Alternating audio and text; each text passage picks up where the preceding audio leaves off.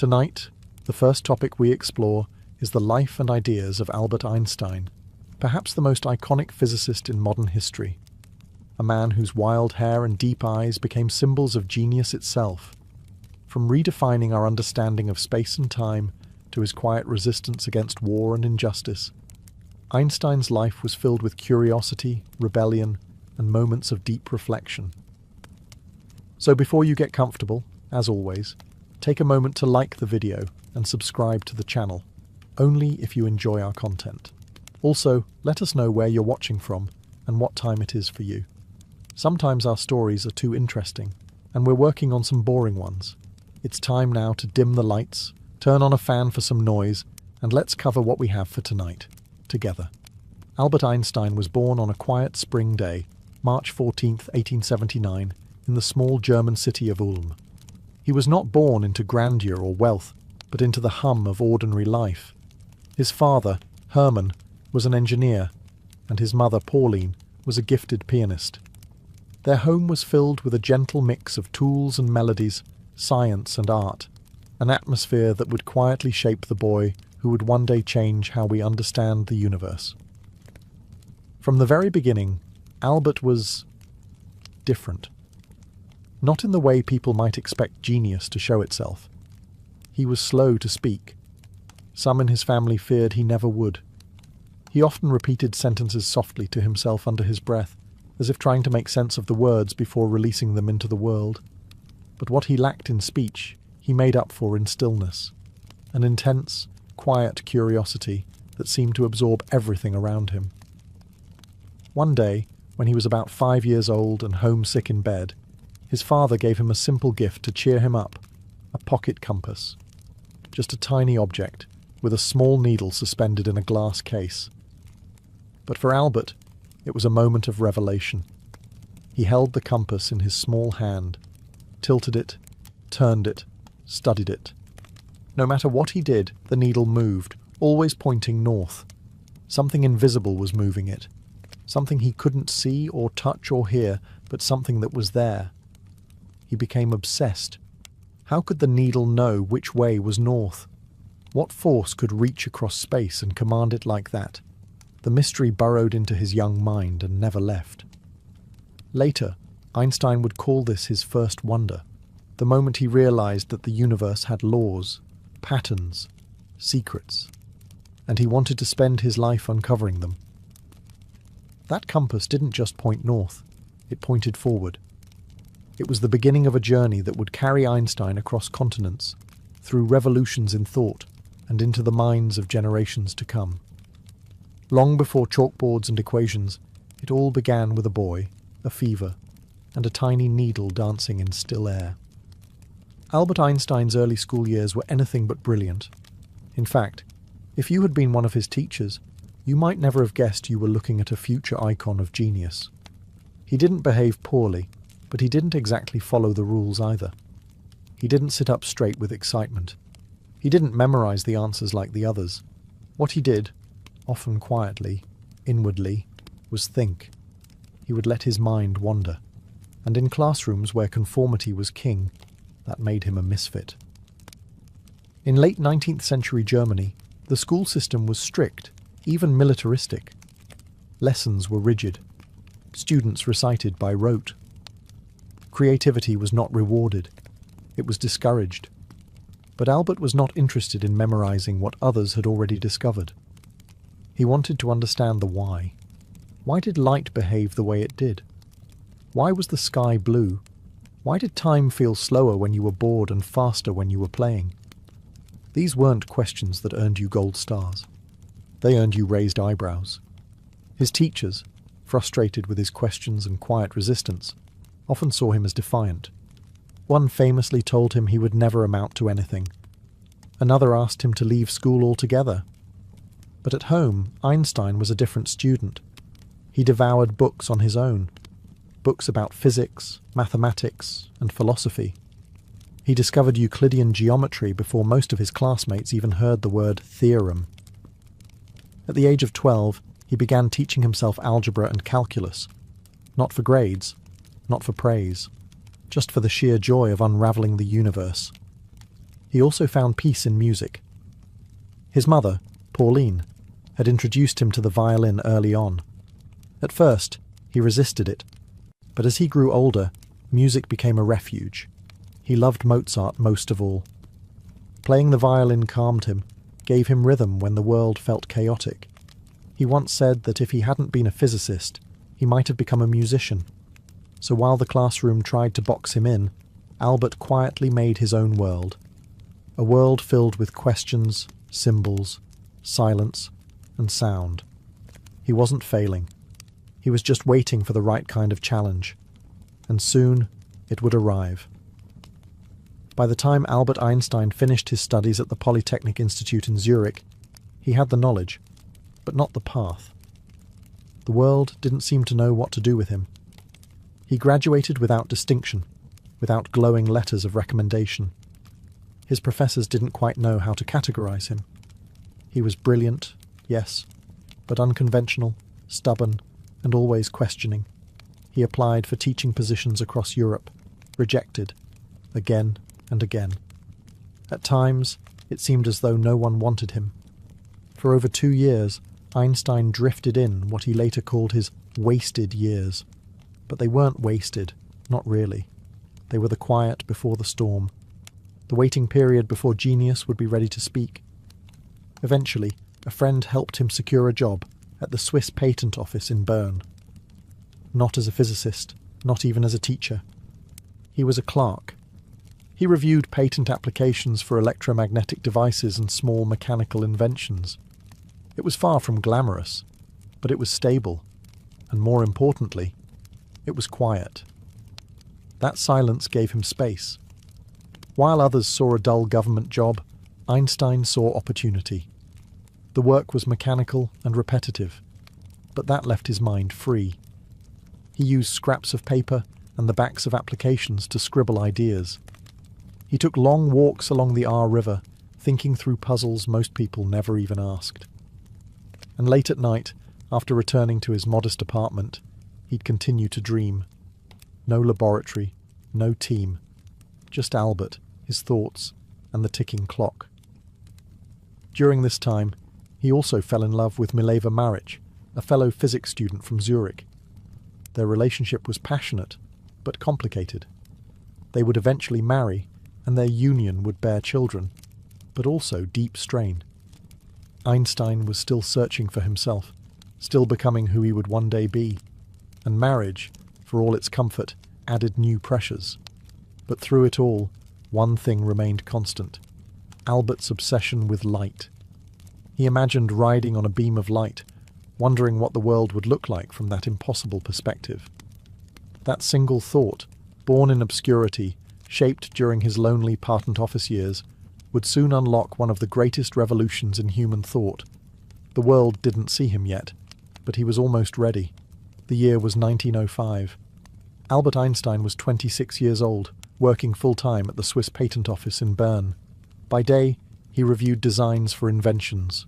By night, he turned to the questions that haunted him. And that year, quietly, without fanfare, he rewrote the laws of physics. Historians call it his annus mirabilis, his miracle year. In the span of just 12 months, Einstein published 4 scientific papers. Not forgettable footnotes, not minor tweaks. Each paper fundamentally altered how we understand reality. The first paper explained the photoelectric effect. It showed that light wasn't just a wave, it could act like a particle too. This was the beginning of quantum theory, a strange and radical field that would later unsettle even Einstein himself. His ideas helped others eventually develop technologies like solar panels, lasers, and even the foundations of modern computing. The second paper confirmed the existence of atoms. At the time, atoms were still considered theoretical. Many scientists weren't even convinced they were real. But Einstein, through statistical calculations, showed how their motion could explain the behavior of particles suspended in liquid. Suddenly, the invisible world of atoms had a doorway, and Albert had opened it. The third paper was about special relativity. In it, Einstein proposed something astonishing, that space and time are not fixed. They bend, they stretch, They change depending on how fast you're moving. Imagine two people, one standing still and one speeding through space. Their clocks would tick at different rates. The faster you move, the slower time becomes. Reality, it seemed, was more fluid than anyone had dared to think. And then came the fourth paper, just a few pages long, a quiet bombshell. In it, he introduced a simple formula, E-mc2. Energy equals mass times the speed of light squared. That one equation showed that matter and energy were interchangeable. A single drop of mass held unimaginable energy, a principle that would later power stars, fuel nuclear energy, and awaken terrifying possibilities. And all of this, from a man with no university position, no laboratory, and no assistant. Just a pen, a desk, and a relentless imagination. The scientific world barely knew what had hit it. But in that modest little office, a revolution had begun. And nothing would ever be the same again. In 1919, the world changed for Albert Einstein. Not because of a new discovery, but because the world finally saw what he had already revealed. That year, British astronomer Sir Arthur Eddington led an expedition to observe a solar eclipse. During the eclipse, stars that passed near the sun appeared to shift their positions ever so slightly. The bending of light around a massive object, just as Einstein's theory of general relativity had predicted. The newspapers seized it with both hands. One headline shouted, "Lights all askew in the heavens." Overnight, Einstein went from an obscure patent clerk turned physicist to a household name. Not just in Germany, not just in scientific circles, everywhere. He became the first global celebrity of science. Reporters followed him. Crowds gathered at his lectures. His face appeared in magazines and newspapers, often paired with the mysterious formula E-mc2, even if most people didn't quite understand what it meant. But fame was never what Einstein wanted. He found it odd, exhausting even. Strangers stopped him in the street. Letters poured in by the hundreds, questions, compliments, theories, and pleas. He was amused by it, but also overwhelmed. He once said that being a celebrity made him feel like an exotic animal in a zoo. Beneath the public spotlight, Einstein remained who he had always been, an introvert, a thinker, a wanderer of ideas. While people gathered to hear him speak, he preferred walking alone or playing his violin in a quiet room. He loved to sail, even though he wasn't very good at it. The water, like the universe, gave him space to drift. In private, he continued to work tirelessly. He was still chasing the deepest truths of reality, still asking questions no one else dared to ask. But now, there were distractions, ceremonies, honours, and obligations. The world wanted more from him than just science. They wanted a voice, a leader, a symbol. Einstein obliged, to a point. But deep down, he missed the obscurity of Bern, the stillness of the patent office, the purity of thought untouched by fame. In many ways, the loner who had imagined riding on a beam of light now lived under a spotlight too bright for comfort. And yet, through it all, his mind never stopped asking, why? As the world marched toward chaos in the early 20th century, Albert Einstein stood apart, not just as a scientist, but as a voice of conscience. The horrors of World War I deeply disturbed him. The glorification of violence, the blind loyalty to flags, the endless rows of young men sent to die. It was all senseless to him. He was not just against war, he was broken by it. While many German intellectuals signed declarations supporting the war, Einstein refused. He co-authored a counter-manifesto, though it went largely ignored. It didn't matter. He believed that silence in the face of violence was a form of betrayal, and from then on, he spoke more openly about the need for peace, understanding, and global cooperation. After the war, Einstein's beliefs began to evolve even further. He became increasingly engaged with political issues, not because he sought power, but because he couldn't bear to watch humanity destroy itself. He saw nationalism as a poison. Racism, inequality, and militarism disturbed him deeply. He began to speak out for pacifism, Zionism, and civil rights, ideas that made him both admired and hated. And then came the rise of Adolf Hitler. As anti-Semitism spread like wildfire through Germany, Einstein knew he had to leave. His home, his country, his reputation, none of it was safe. In 1933, he renounced his German citizenship and accepted a position at the Institute for Advanced Study in Princeton, New Jersey. There, in quiet exile, he would spend the rest of his life. But peace didn't follow him. Across the ocean, the Nazi regime was growing bolder, and the threat of a terrible weapon, a bomb powered by the very equation Einstein had uncovered, loomed on the horizon. In 1939, Einstein signed a letter to President Franklin D. Roosevelt. In it, he warned that Germany might be developing a nuclear weapon. He urged the US to begin its own research. That letter helped initiate the Manhattan Project, the race to build the atomic bomb. Though Einstein did not work on the bomb itself, he carried the guilt of that letter for the rest of his life. His warning had come from fear, not ambition. And when he saw what that fear had unleashed in Hiroshima and Nagasaki, his heart grew heavy. He had unlocked energy from matter, but he could not control how the world used it. By the time Albert Einstein settled into his new life in Princeton, New Jersey, he was no longer just a scientist. He had become a symbol. To many, he represented the very spirit of free thought, of reason in the face of chaos. And yet, in exile, Einstein sought something much simpler: quiet. He moved into a modest home on a tree-lined street where he would live for the rest of his life. The neighbours often saw him walking alone, hands behind his back, his hair wild in the wind. He didn't own socks. He disliked fame. And he welcomed visitors only when the visits were sincere. In Princeton, he found space, not only to think, but to breathe. At the Institute for Advanced Study, Einstein continued to work on what he called the unified field theory. His goal was almost spiritual in nature, to find a single, elegant equation that could explain all the fundamental forces of nature, gravity, electromagnetism, and beyond.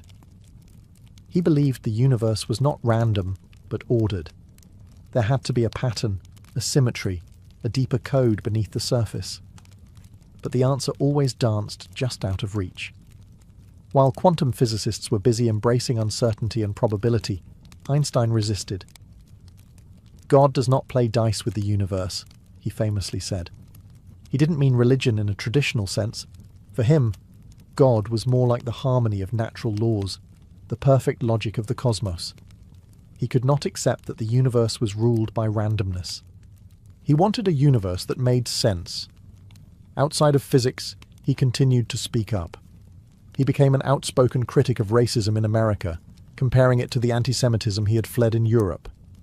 He supported civil rights leaders, condemned nuclear weapons, and refused to stay silent on matters of injustice. And yet, most of his days were spent in solitude, reading, scribbling equations, writing letters, listening to music, watching the seasons change from his study window. Some believed he had grown out of touch with modern science, but Einstein didn't mind. He was no longer chasing prestige or headlines. He was chasing beauty, truth, something deeper. In the quiet corridors of exile, he wasn't lost. He was still looking for the next mystery worth unravelling. Albert Einstein's final years were spent much like the rest of his life, in thought. He continued to rise early, take long walks, and fill page after page with calculations. His handwriting, still steady, curved across yellowed paper as he tried again and again to find the elusive theory that would unite the forces of nature. It didn't matter that younger physicists were moving in new directions. Einstein had made peace with walking alone. He often rejected fame, turning down honours, speaking invitations, even political power. In 1952, after the death of Israel's first president, Einstein was offered the presidency of the country. He respectfully declined, calling himself unfit for such responsibilities. "I deal with equations, not people," he said. He preferred quiet over power, clarity over control. At home in Princeton, he was known to the locals not as a genius, but as the gentle, strange old man who wandered the neighborhood, usually without socks, sometimes humming to himself. Children liked him. He would smile, offer them sweets, or ruffle their hair, and in return they gave him the thing he valued most: freedom from questions. In private, Einstein's health began to fade. His heart was growing weak, but he refused surgery. He believed that life had a natural rhythm, and he would not interrupt it. "It is tasteless to prolong life artificially," he once said. "I have done my share. It is time to go."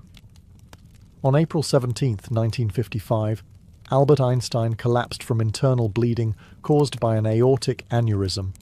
He was taken to the hospital where doctors offered treatment. He quietly refused. The next morning, April 18th, he passed away in his sleep. He left behind no grand farewell, no staged goodbye, just a stack of notes on his desk, scribbled equations from the night before. He had been working on his unified theory until the end, as if the universe might offer him one last glimpse of its secrets. His body was cremated in a private ceremony, and his ashes scattered in an undisclosed location. He had asked that no shrine be built, no grave to become a monument. He had always belonged to the cosmos, and in the end, he returned to it. The man who revealed the fabric of space and time slipped quietly back into it. Albert Einstein is gone, but his presence never really left. His ideas still ripple through time, quiet and profound, like echoes in a vast cosmic canyon. His name has become more than a name. It is a symbol whispered in classrooms, scribbled into textbooks, turned into jokes, questions, compliments, and even cartoons. But beneath the pop culture shadow lies something more meaningful. A man who never stopped asking why. He changed how we see the world, not just scientifically, but philosophically. Before Einstein, time was a steady drumbeat, space a static stage. After him, they became flexible, fluid, woven together into a fabric that could bend, twist, and ripple. He helped us understand that mass and energy were not different things, but different faces of the same truth. That reality could look different depending on how fast you moved or how closely you looked. But beyond the theories and formulas, Einstein taught us something quieter, something deeper, that it's okay not to have all the answers. That imagination has value, that the universe is not just made of particles and math, but also of wonder. "The most beautiful experience," he once wrote, "is the mysterious. It is the source of all true art and science." He wasn't perfect. He made mistakes, wrestled with regrets, struggled in relationships. But in many ways, that made him more human, not less. He was not a cold genius in an ivory tower. He laughed, he loved, he doubted, he cared. He spoke for peace when others remained silent. He stood against injustice even when it cost him. And he never let the weight of fame silence his curiosity. Today, we continue to build on what he began. Satellites navigate using his equations. Nuclear energy pulses with his discoveries. Black holes curve space as he predicted. And far above us, in the silence of deep space, the light from distant galaxies still bends, just as he said it would. As you lay there tonight, listening to the quiet hum around you, know this: the universe is still expanding, still unfolding, still filled with questions. And somewhere, in the whisper of stars and the curve of time, the spirit of Einstein lingers, smiling, always curious, always wondering what comes next. Sleep well and keep asking why. Alas. It is dawn on August 24th, 79 AD. The sun rises slowly over Pompeii, washing the city in soft golden light. Shadows stretch across cobbled streets as shopkeepers unlatch their shutters and sweep yesterday's dust into the gutters. The distant sound of metal striking stone echoes through the forum. Blacksmiths already at work. Inside a bakery near the Temple of Apollo, the fire in the oven is stoked, and fresh loaves are arranged for sale. The smell of warm bread mixes with crushed olives, garlic, and the sharp bite of fermenting wine. In the stables, donkeys shuffle and bray, eager for water. In one of the wealthier villas, a mosaicist arranges coloured tiles on a half-finished floor, humming softly to himself. Pompeii is alive. Children splash each other at a public fountain. A fruit seller slices figs for a customer. 2 Roman soldiers, off-duty, lounge near a tavern door, drinking watered-down wine and laughing at the heat already rising from the stone. Overhead, laundry sways gently between buildings on long cords, dancing lazily in the morning breeze. But not everything is as it seems. Above them all, Mount Vesuvius stands tall, quiet, looming, ancient. This morning, thin white wisps rise faintly from its peak. They disappear quickly into the sky. To most, it's nothing. A curious cloud, a morning haze. Earthquakes had rattled the region days before, but nothing unusual. This land is known to move. The people of Pompeii live with the mountain. They trust it. They do not fear it.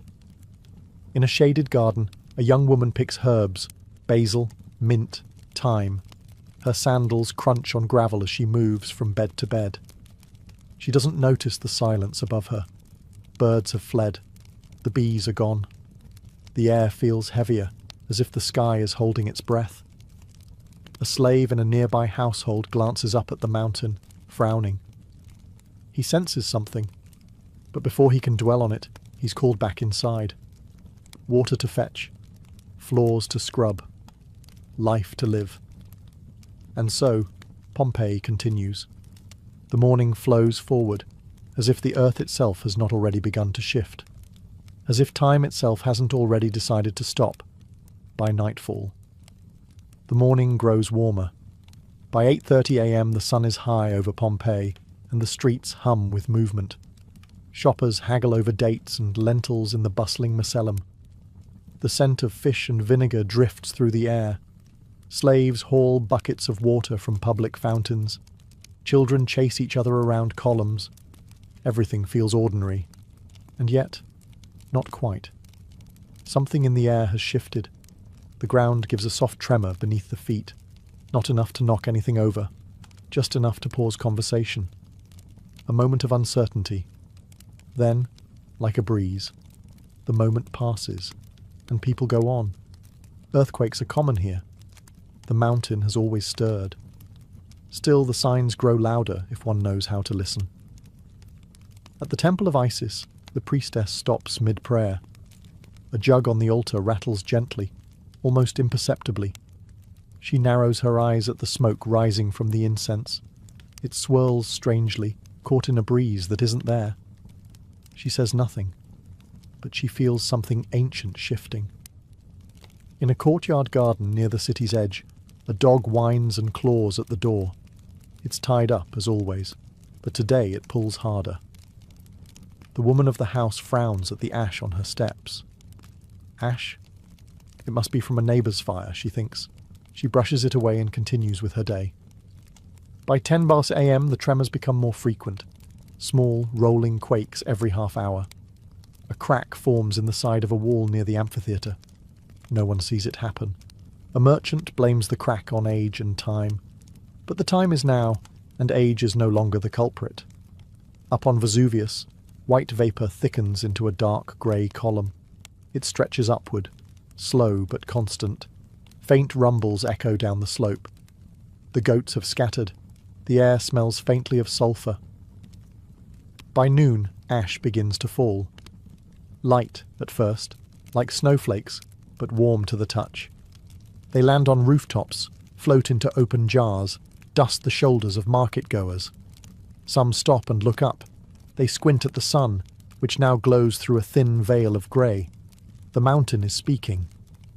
But Pompeii still isn't listening. It begins without warning. At exactly 12:02 p.m, the summit of Mount Vesuvius explodes. A thunderclap tears through the sky. so loud it shatters windows in Pompeii and is heard as far away as Misenum across the bay. The mountain doesn't just tremble, it opens. A plume of ash, pumice and rock shoots violently into the air, reaching nearly 20 kilometers high in a matter of minutes. The force turns daylight into dusk. From Pompeii's streets, it looks like the sky itself is breaking apart. At the Forum, people scream and scatter. Birds, what few remain, vanish into the blackening sky. Above them, the sun dims, casting an eerie bronze glow across the city. The column of ash climbs higher and higher, forming what Pliny the Younger would later call a pine tree of smoke. Thick at the base, branching at the top. Small rocks begin to rain down. Pumice, porous, sharp, and hot. They bounce off tiled roofs and sting exposed skin. At first, the hail is light, but it gains weight, it gains speed.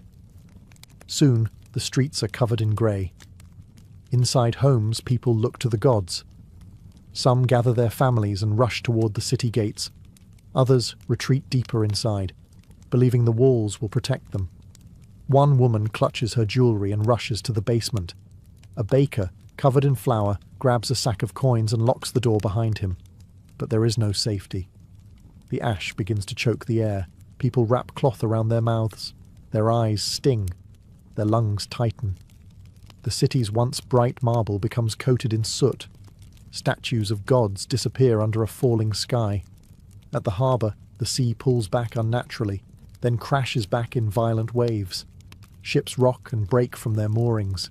Some attempt to flee by boat, but the winds whip wildly. Visibility fades. Water turns black. In the hills, a farmer watches in silence as the mountain roars and the heavens rain stone. Time begins to fracture. Minutes feel like hours. The rhythm of life, once measured by the clang of market stalls and temple bells, is replaced by coughing, screaming, and silence. Pompeii does not know it yet, but the countdown has begun. By 1 p.m, the city of Pompeii is unrecognizable. Ash falls like rain, thick and suffocating. The ground is hidden beneath a rising blanket of grey. Roofs begin to sag under the growing weight of pumice. The streets are no longer roads, they are rivers of dust and stone. Panic sets in. Citizens rush to the city gates. The Porta Marina, the Porta Nola, each one becomes a choke point as carts, animals and people collide in frantic waves. Horses rear and buck, children scream for parents. Slaves run alongside masters, class forgotten in the shadow of the mountain. Inside homes, the light has disappeared. Even at midday, the interior rooms are lit only by oil lamps, flickering dimly through curtains of dust.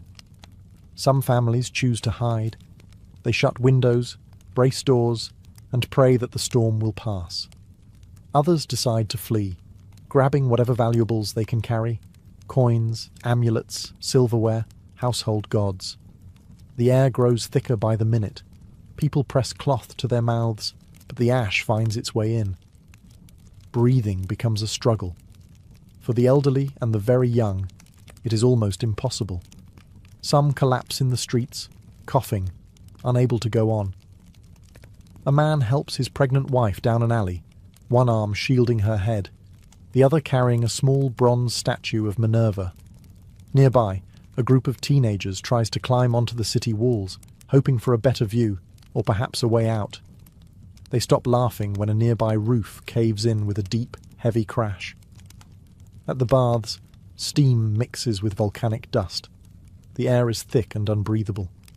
Water becomes cloudy with ash. Those inside stumble out, wrapped in towels, unsure whether to run or return. Farther out in the fields, some who fled early look back toward Pompeii and weep. The city is cloaked in black. The massive column of smoke towers above it like a curse. Lightning cracks within the ash cloud, painting the sky in flashes of orange and blue. It is no longer a disaster. It is a burial in progress, and Vesuvius has only begun to exhale. By mid-afternoon, Pompeii is disappearing, stone by stone, breath by breath. The ashfall no longer drifts gently. It crashes down in waves, driven by shifting winds and the mountain's furious breath. By now, over a metre of pumice covers the streets. Doors cannot open, windows cannot close. The weight of the sky has settled on the city, and it shows no sign of lifting. The roofs begin to fail. The first collapse comes at a villa near the House of the Faun. The roof gives way with a low, aching groan, then crashes inward with terrifying speed. Dust bursts outward. The home's frescoes vanish beneath rubble. Statues fall. A slave girl trapped in the atrium has no time to scream. It is not the last. All across Pompeii, walls shudder and beams snap. In a workshop, a merchant tries to shield his goods with a sheet of cloth before the upper floor caves in. In a bakery, an oven still glows faintly, but the ceiling above it sags dangerously. No one is left to feed the fire. The city grows darker. Ash clogs the oil lamps, dims their flames. The air turns gritty and bitter. It coats mouths, nostrils, and lungs. Breathing is shallow, wheezing. People now move not to escape, but to find air. Just a pocket, just a breath. The silence is broken only by the crashing of buildings, the coughing of the trapped, and the rumble of Vesuvius far above. The world has shrunk to shadows and ash. Some residents retreat underground, into storerooms and wine cellars. There they huddle in pitch darkness, hoping the stone above them will hold. Mothers wrap their arms around their children. Some clutch keys, hoping to return to homes that are already gone. Others hold nothing at all, just the hands of those they love. Outside, time slows. The ash is now knee-deep. Streets are silent. The fountains have stopped flowing. The statues of the gods are buried up to their shoulders, their marble faces streaked with soot. Pompeii is still alive, but barely. Its heart beats slower now, and above it all Mount Vesuvius continues to rumble, preparing something even worse than ash. The ash has fallen for hours now. Pompeii is half buried, suffocating, silent. Then the mountain changes. At 5:30 p.m, Mount Vesuvius gives a low, guttural roar, different from before. It is not an explosion. It is a release. Something deep inside has cracked. A moment later, the first pyroclastic surge breaks loose. It is not lava. It is worse. A dense cloud of superheated gas, ash, and pulverized rock rushes down the slope. Over 700 degrees Celsius. Faster than wind. A grey avalanche that flows like water and burns like fire. It hits the neighbouring town of Herculaneum first, swallowing it whole in under 5 minutes. People are flash-heated to death where they stand. Bodies do not fall. They are frozen upright, carbonized in an instant. Skulls fracture from the steam expanding within. The surge is so fast no one has time to run. Pompeii is still, but it can feel the change. The air, already thick with ash, grows hotter. Sulphur hangs heavy in every breath. A second tremor shakes the city. Columns tilt. A bronze statue topples with a metallic crash. Those still alive can now see the glowing red rim around the mountain. They hear the sound of boiling earth, like thunder rolling from beneath their feet. A few try to run again, but it's too late. Roads are gone. Homes are sealed. Escape is impossible. A boy clutches his father's tunic. They stand in a stairwell beneath a collapsed roof. He asks if the gods are angry. The man does not answer. He doesn't know. By 6:30 p.m, thick black clouds blot out even the faintest hint of daylight. Ash now reaches the shoulders of statues, the tops of market stalls. Fires burn in several buildings, their flames dimmed by smoke. And then silence. Brief, complete, terrifying. The first pyroclastic surge has not yet reached Pompeii, but it is close. The mountain has changed the rules. What began as ash and fear is now something else, something final. Above the rooftops, the sky glows red and pulses with lightning. The mountain is no longer a distant danger. It is a living god, and it is coming. Pompeii has hours left, maybe, but the mercy of time is fading. Darkness has swallowed Pompeii completely. There is no moon, no stars, no flame that can pierce the weight of ash in the air. Only the soft red flicker from distant fires reflects off the ash-covered walls. The city no longer breathes. It waits. Between 7 and 10 p.m., the silence becomes unbearable. Those still alive speak in whispers. Voices are hoarse from the dust. Eyes burn. Chests ache. Most have stopped trying to flee. There is nowhere to go. The gates are blocked. The sea is choked with debris. The streets are impassable, filled with hot, shifting ash that rises to the waist. In a once elegant villa near the Street of Abundance, a young woman lights a single oil lamp. She kneels beside her father, who can no longer stand. He presses a pendant into her hand, his final gift. In the garden beside them, statues of Venus and Apollo lean sideways, half buried. Elsewhere, a mother huddles beneath the stairs with her son. She hums a lullaby, trying to calm him, though her voice shakes. The boy is quiet, not because he isn't afraid, but because he is. Fear has become normal. Breathing is the only thing left to do, and even that is fading. In the stables, a dog lies twisted in its chain, claw marks deep in the ground. It had tried to free itself, but the ash came too quickly. By 8:45 p.m., tremors return, heavier, deeper. The ground groans under the weight of pressure building within the volcano. Walls buckle. Another roof caves in near the temple. Dust sprays upward. A pillar collapses into a courtyard, shattering with a final echo.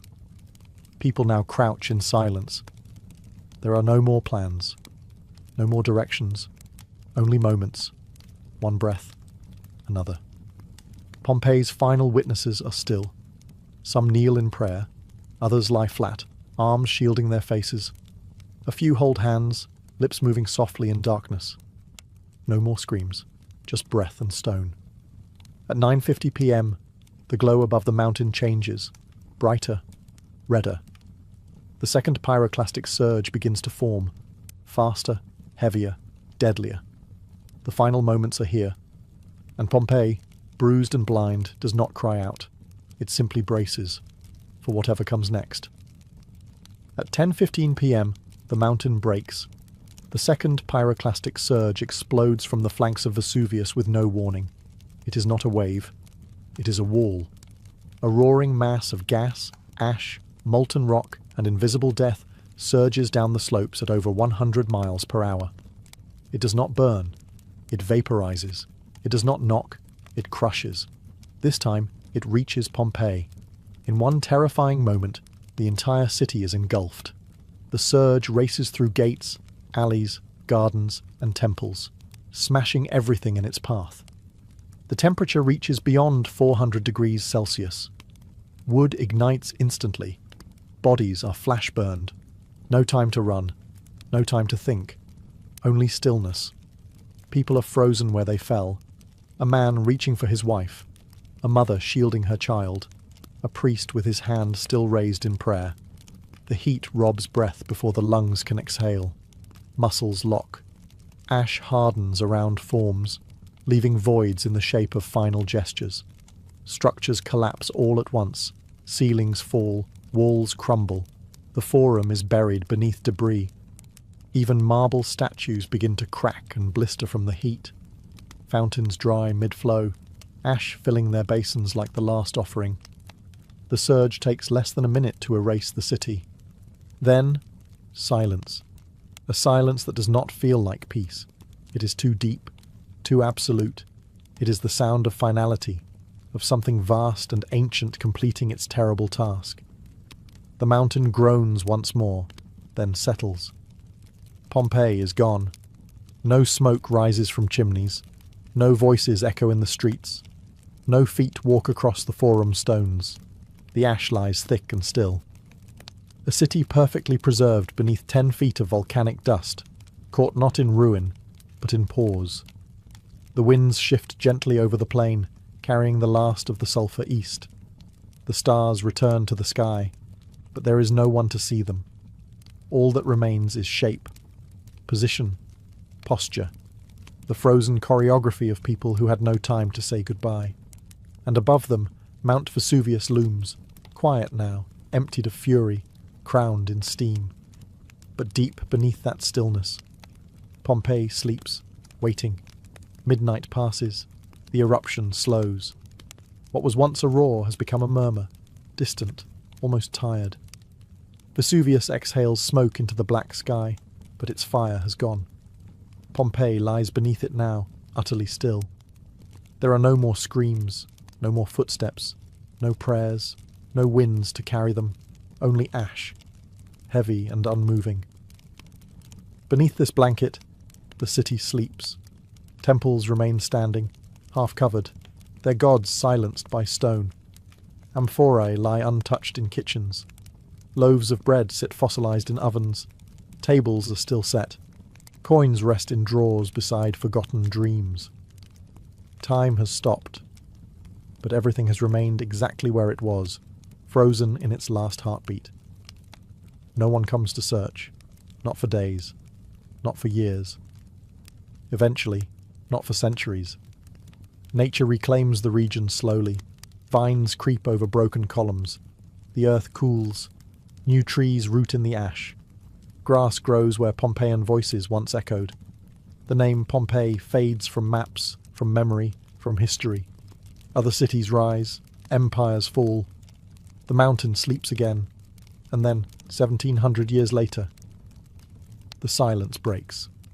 In 1748, during routine excavation, workmen strike something unexpected. Painted walls, bright, delicate, preserved. They dig deeper. Rooms appear, skeletons, mosaics, streets. Pompeii begins to awaken. Historians, artists, and archaeologists come to the buried city like pilgrims. They brush ash from frescoes. They cast the empty voids left by human bodies, filling them with plaster, revealing forms caught in the moment of death. A man curled on a stair, a girl clutching her necklace, a dog straining against its chain. We do not see ruins, we see life, interrupted. Pompeii becomes more than a tragedy. It becomes a mirror, a time capsule, a reminder that joy, fear, beauty, and loss all coexist in a single breath. That a city can disappear in one night and still whisper across 2 millennia. Today, we walk the same streets. We stand in doorways where others once lived and loved. We stare into plaster faces shaped by fire and silence, and we imagine their voices. They are gone, but they are not forgotten. Because sometimes, the past is not lost. It is simply waiting. And in the quiet grey of volcanic ash, Pompeii still remembers. At the turn of the 20th century, a quiet exodus began. From Georgia, Mississippi, Alabama, and Louisiana, black families packed what little they had and moved. Some boarded northbound trains, others rode in the backs of wagons, with children asleep on bundles of clothes. They were escaping Jim Crow laws, lynchings, debt slavery, and fear. They were chasing something distant and fragile: freedom. Between 1910 and 1930, over 1.5 million black Americans left the rural South. Historians would call it the Great Migration. But for those who lived it, it was simply a chance to breathe. Cities like Chicago, Detroit, and Philadelphia welcomed these new arrivals. But it was Harlem, in Upper Manhattan, that would become the brightest flame of all. Originally developed for white middle-class families, Harlem's housing boom collapsed in the early 1900s. Landlords, desperate to fill apartments, turned to the black community. What followed was a transformation. Harlem became more than a neighborhood. It became a sanctuary. Within just a few blocks, you could find doctors, tailors, shoemakers, artists, and jazz musicians. You could hear sermons and saxophones, see poetry and protest, all in the same breath. It was not an easy life. Racism did not disappear in New York. Jobs were scarce, pay was low. But something else filled the streets. Hope. For the first time, black people were living not in survival, but in expression. They were among their own, in a place that felt like something they had never known before. Home. Harlem became a laboratory of black life, a place where culture wasn't just preserved, it was remixed. Traditions brought from the South mingled with Caribbean rhythms, African spiritual roots, and European modernism. Voices once silenced began to sing. Ideas once ignored began to spark. And before long, Harlem wasn't just a place to live, it was a place to be seen.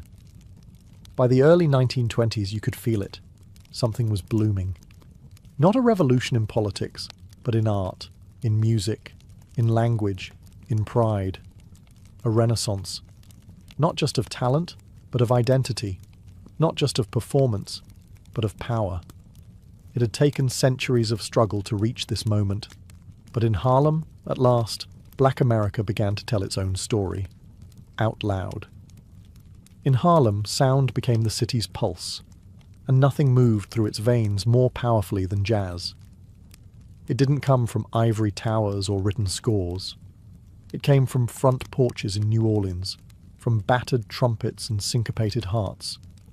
It travelled north with the Great Migration, carried in memory and muscle, where it met Harlem's hunger for expression, and exploded. By the early 1920s, jazz wasn't just music. It was freedom set to rhythm. It bent rules. It played with time. It turned pain into melody and silence into motion. In Harlem, it echoed from open windows and spilled from basement clubs into the midnight air. On any given night, you might hear the gravel-rich voice of Bessie Smith rising from a record player in a parlour. You might pass a corner where a boy with a cornet tried to imitate Louis Armstrong. And if you were lucky enough, or wealthy enough, you might step into a velvet-lined booth at the Cotton Club and hear Duke Ellington's orchestra thunder to life. Ellington's arrangements were a universe of sound, horns that spoke like people, drums that made the floor shake, pianos that floated and pounced. His music didn't follow, it led. It made people move in ways they'd never moved before. For the first time in American history, black musicians weren't just playing music, they were defining it. Outside the spotlight, the Harlem streets pulsed with rhythm too. People danced in the Savoy Ballroom, a place where black and white New Yorkers danced side by side, a radical act in its own right. Swing, stride, blues, it all blurred into one heartbeat. But jazz wasn't just noise, it was language. A trumpet solo could shout or weep, a saxophone could seduce or mourn. It captured what words often couldn't. The complexity of black life, the joy and the ache, the rage and the pride. Even as racism and poverty pressed in, the music lifted people out. It said, "We are still here, we are still beautiful, we are still loud." And Harlem listened, not with ears only, but with its soul. While jazz poured from clubs and street corners, another revolution was happening in silence, on the page. In Harlem, words began to gather power. Young writers, poets, and thinkers took to their pens with the same energy musicians took to their instruments. But they weren't writing for applause. They were writing for truth, for memory, for justice, for voice. Langston Hughes arrived in Harlem like a rising tide. He was just a teenager when he wrote The Negro Speaks of Rivers, a poem that stretched across time, tracing black identity from the Nile to the Mississippi. His poetry was simple, musical, and unafraid. He wrote of everyday people, janitors, dancers, tired mothers, dreamers, and gave their voices shape. Claude McKay's words were sharper, defiant, burning with a righteous fire. In poems like If We Must Die, he spoke directly to injustice with clenched fists and open eyes. For him, the pen was not just a tool, it was a blade. And then there was Zora Neale Hurston, a daughter of Eatonville, Florida, the first all-black town incorporated in the United States. Zora studied anthropology and captured the spoken word like no one else. She wrote the way people talked. Her stories were alive with dialect, rhythm, myth, and heat. Where others sought polish, she sought truth. Her voice was raw, real, and utterly new. Harlem's parlours became literary salons. Writers gathered late into the night, reading drafts aloud, arguing over politics and poetry. Black-owned magazines like The Crisis and Opportunity published bold new voices, voices that had once been ignored or erased. Together, they were forming something radical, a literature of black identity, unfiltered by white approval, unapologetic in tone. They weren't trying to fit in, they were trying to speak. And in every stanza, story, and essay, they answered a quiet question. What does it mean to be black in America? Sometimes the answer came as a love letter, sometimes as a shout, sometimes as a lullaby filled with longing. But always, the pen pressed forward. Because in Harlem during this Renaissance, to write was to resist. And to resist was to live with pride. The Renaissance wasn't only heard or read, it was seen. In Harlem, artists took to the canvas with purpose and power. They painted what hadn't been painted before. Black life, black beauty, black history, through black eyes. Not as subjects of study or caricature, but as creators of culture, as storytellers of their own. Aaron Douglas led the way. A quiet man with bold vision, Douglas blended African motifs with modernist style, geometric forms, layered silhouettes, radiant lines that pulsed with energy. His murals didn't just hang on walls, they told epics. From the sorrow of slavery to the pride of resistance, his art mapped the journey of a people rising. In aspects of Negro life, he captured it all. Dancers in motion, men in chains, a hand reaching upward toward light. His figures were faceless, but not nameless. They were everyone. They were ancestors. They were hope. Palmer Hayden painted the working class, barbers, fishermen, everyday people in ordinary moments. Archibald Motley brought black nightlife to vibrant life, with crowded scenes of jazz clubs, laughter, and light bouncing off polished shoes and smiling faces. Meanwhile, in darkrooms across Harlem, photographers like James Van Der Zee captured a different kind of beauty, real beauty. His portraits showed black families dressed in their finest, newlyweds holding hands, soldiers in uniform, children standing proudly beside their parents. Van Der Zee gave Harlem its mirror, one that reflected dignity, joy, pride, and sorrow. He saw the sacred in the everyday and framed it with reverence. Visual art during the Harlem Renaissance was never just about aesthetics. It was declaration. It was correction. It was truth. Artists reclaimed their image from centuries of distortion. No longer mammies and minstrels. No longer anonymous labourers or faceless shadows. Now they were kings, queens, mothers, scholars, lovers, dancers, rebels, and saints. Every brushstroke was a protest against invisibility. Every photograph was a sentence in a story never allowed to be told. Art was no longer trapped in galleries or elite hands. It was sewn into Harlem's fabric, on church walls, in shop windows, in community centres, in the pages of magazines. The canvas was wide, and Harlem's artists filled it, not with fantasy, but with truth made visible. While jazz filled the air and poetry lit up the page, something deeper moved beneath Harlem's Renaissance, an awakening of political purpose. For centuries, black people had been told to shrink themselves, to be invisible, to survive quietly. But in Harlem, pride was becoming a public stance. And with that pride came politics, not in the form of party lines, but in the form of identity, power, and refusal. W.E.B. Du Bois, the scholar and activist, had long believed in the uplift of the talented tenth, the most educated and accomplished black individuals who could lead the way forward. He saw the Harlem Renaissance as proof that the race had greatness to offer, not someday but now. He urged artists to use their gifts not just for beauty, but for justice.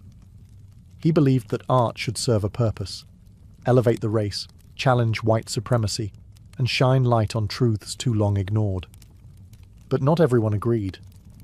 Younger artists, like Langston Hughes, pushed back against the idea that black art had to behave. Hughes wanted freedom, to write about the poor, the struggling, the joyful, the angry. "We know we are beautiful," he wrote, "and ugly too." For him, the politics of pride was about showing all of it, the full, messy, glorious humanity of black life. Then came Marcus Garvey. Where Du Bois focused on integration and uplift, Garvey dreamed of independence. Through his movement, the Universal Negro Improvement Association, he preached self-reliance, economic strength, and a return to African roots. Garvey's message resonated. His parades filled the streets. His red, black, and green flag became a symbol of global black identity. He spoke of ships, of black-owned industry, of shaking free from systems that would never accept them. Together, these voices, Du Bois, Hughes, Garvey, and countless others, didn't always agree. But they created a chorus. And in Harlem, that chorus was loud, brilliant, and unignorable. Because the Harlem Renaissance wasn't just a cultural movement, it was a political one. A movement that didn't ask for a seat at the table, it built its own. And beneath every note, every brushstroke, every word written by candlelight was a steady, rising drumbeat. We exist. We matter. We are. In the spotlight of Harlem's stage, a new kind of woman stood tall, brilliant, bold, and unafraid. She was more than a muse or a background character. She was a scholar, a singer, a sculptor, a storyteller. She didn't ask to be included. She declared her presence. And in doing so, she helped shape the Renaissance itself. Zora Neale Hurston was one of its brightest flames. A folklorist, novelist, and unapologetic voice of the rural South. Zora brought black dialect, myth, and rhythm into literature with fearless clarity. Where others reached for polish, she reached for truth. Her characters spoke like the people she grew up with. They sang, they laughed, they fought, and they lived. In their eyes were watching God. She gave readers a heroine who found her voice not through love, but through loss, through land, through herself. Zora studied anthropology at Barnard College, the only black student there. She travelled the South, recording songs, traditions, and stories that had never been written down. She treated black culture not as a curiosity, but as a legacy, one to be honoured, one to be preserved. She wasn't alone. In Paris, Josephine Baker electrified European audiences. Barefoot and fierce, she danced with joy and rebellion. Her performances were playful and political, mocking the very stereotypes others tried to impose. Offstage, she became a spy during World War II, smuggling secrets for the French resistance. Back in the States, women like Ma Rainey and Bessie Smith gave voice to pain, pleasure, and power through the blues. Their lyrics were raw. Their presence was undeniable. They sang not for approval, but for release, for themselves and every woman who had loved hard and lived harder. Women of the Harlem Renaissance also organized. They led clubs, published essays, hosted salons. They fought for women's rights while confronting racism within the broader feminist movement. They carved their own path through art and activism alike. These women were not accessories to the Renaissance. They were architects of it. They redefined what it meant to be black and female, unbound, unfiltered, and unashamed. And in every word, every note, every painted line, they left a message echoing through time. I will not be silenced. I am the story too. When the sun dipped below the Manhattan skyline and the street lamps flickered on, Harlem transformed. By day, it was a city of workers and thinkers, families and artists. But by night, Harlem came alive in a different way, a rhythm that pulsed beneath the surface, in smoke-filled clubs, crowded ballrooms, and late-night whispers. The music didn't stop when darkness fell. It got louder, bolder, sweatier. The Cotton Club was one of the most famous venues, lavish, glittering, and segregated. White patrons sat in tuxedos and pearls, sipping gin while black performers gave them the night of their lives. Duke Ellington ruled the stage, his fingers commanding every key. Dancers flew across the floor like lightning. Voices rose over brass and beat. The irony was sharp. Black bodies on the stage, banned from the seats. But the performers owned the room in their own way. They dazzled. They dominated. They created something so magnetic that even racism couldn't look away. Elsewhere, the Savoy Ballroom told a different story. It was the people's place.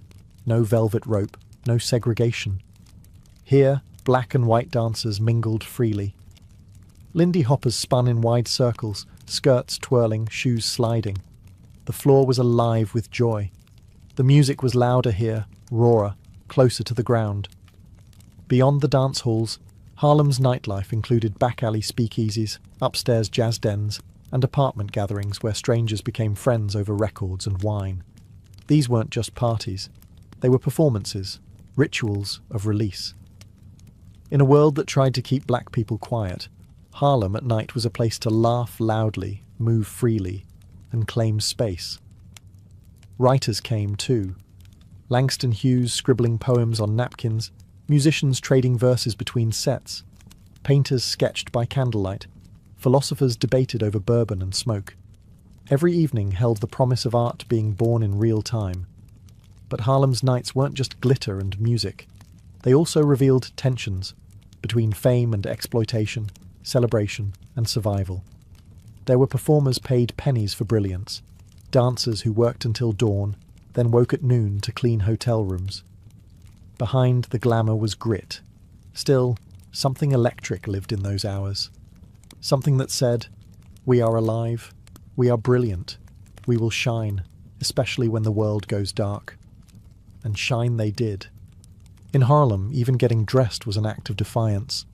Every collar, every hat tilt, every flash of colour was more than fashion. It was statement. Style wasn't just about beauty, it was about power. About being seen in a world that tried to make black people invisible. Men wore zoot suits, broad shoulders, high waists, long jackets that flowed when they walked. It wasn't subtle. That was the point. These were clothes that took up space. That said, "I belong here." Shoes were polished to mirrors, hats angled just right. Even the strut down Lenox Avenue carried intention, a rhythm all its own. Women embraced elegance and boldness. Bright lipsticks, silk blouses, tailored dresses with intricate beadwork. Hair was sculpted, straightened, curled. Some wore head wraps, others let their natural curls shine. Style was a personal canvas, where tradition met modernity. And whether they worked in clubs or cleaned houses by day, Harlem women walked the streets with heads high and hips swinging. But it went deeper than clothing. Language became art. Slang, dialect, code switching, all were tools of resistance. Young people invented new ways of speaking, twisting words with wit, rhythm, and soul. They didn't just adapt English, they reimagined it. Whether in the cadence of a poem or the snap of conversation, every syllable was layered with history and pride. Even silence had its power. A raised eyebrow, a paused breath, a hand placed firmly on a hip. These too were part of the performance, non-verbal declarations that said, "You may overlook me, but I see myself clearly." In beauty salons and barbershops, community temples in their own right, style was passed down, shared, sharpened. One person's swagger lifted another's confidence. One woman's bright scarf became the spark for a dozen others to wear theirs with pride. Harlem's style travelled. It rippled into Chicago, Detroit, London, and Paris. It influenced painters, photographers, and filmmakers. It whispered into the threads of future revolutions. Because to dress beautifully in a country that denied your worth was more than vanity. It was protest. To walk with confidence was political. To show joy was resistance. And in every feather, every heel, every flash of gold, Harlem reminded the world, we are not hiding. We are dazzling.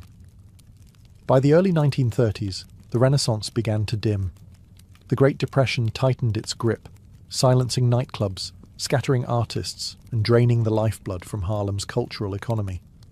Funding dried up, publishers backed away, the glamorous shine faded under the weight of poverty and hardship. But the flame didn't die. It changed shape. What had begun in brownstone basements and candlelit salons now lived in memory, in literature, in music passed from hand to hand. The Harlem Renaissance had planted seeds, deep, stubborn, and glowing beneath the surface of American life. Its writers became mentors. Its musicians became legends. Its painters became history's mirrors. And its message of dignity, expression, resistance, and pride never left. The poets of the Renaissance whispered through the verses of the Civil Rights era. You can hear Langston Hughes in the words of Maya Angelou, in the cadence of Nikki Giovanni. You can feel the defiance of Claude McKay in the speeches of Malcolm X and the rhythms of Gil Scott-Heron. The style, the music, the energy, it echoed in Motown, in soul, in jazz clubs and hip-hop ciphers. It danced across the stages of Broadway and spoke boldly from pages taught in classrooms across the world. Even today, Harlem remains a sacred space, a monument not of marble, but of memory. Walking through its streets is like walking through time. The Apollo Theatre still stands, echoing with generations of voices. Murals, bookstores, and community gardens carry on the creative spark. The Renaissance proved something that no system, no prejudice, no silence could erase. That black life in America is not something to pity or fear, but something to celebrate. It showed the world the power of culture to shape history, and it reminded a people long denied their voice that their voice was the story, not a side note, not a footnote, the story. So as the night draws in and the music softens in the background, remember this: the Harlem Renaissance was not a moment, it was a declaration. And that declaration still echoes in every bold word, in every proud step, in every new creation born from truth. Because Harlem didn't just create a renaissance, it created a legacy, and that legacy lives on in all of us.